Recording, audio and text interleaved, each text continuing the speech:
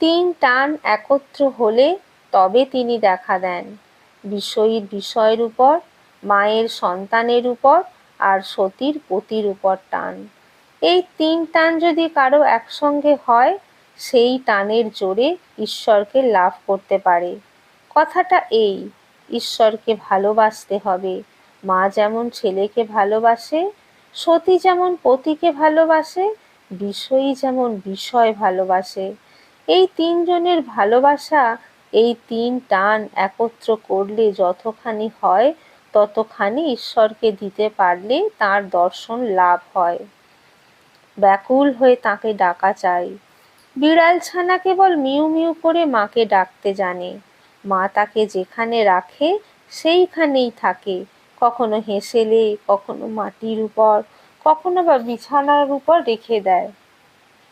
তার কষ্ট হলে সে কেবল মিউ মিউ করে ডাকে, আর কিছু জানে না। মা যেখানেই থাকুক, এই মিউ মিউ শব্দ শুনে এসে পড়ে। ছোকরাদের অত ভালোবাসি কেন জানো?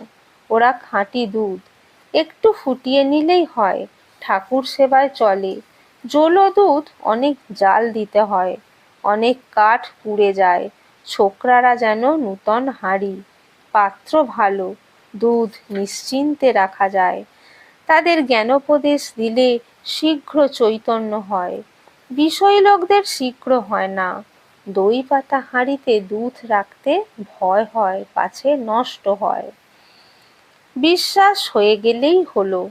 বিশ্বাসের চেয়ে আর জিনিস নাই। বিশ্বাসের কত জোর তা তো শুনেছ। পুরাণে আছে, রামচন্দ্র যিনি সাক্ষাৎ পূর্ণ ব্রহ্ম নারায়ণ, তাঁর লঙ্কায় যেতে সেতু বাঁধতে হলো। কিন্তু হনুমান রাম নামে বিশ্বাস করে লাফ দিয়ে সমুদ্রের পাড়ে গিয়ে পড়ল। তার আর সেতুর দরকার হয় নাই।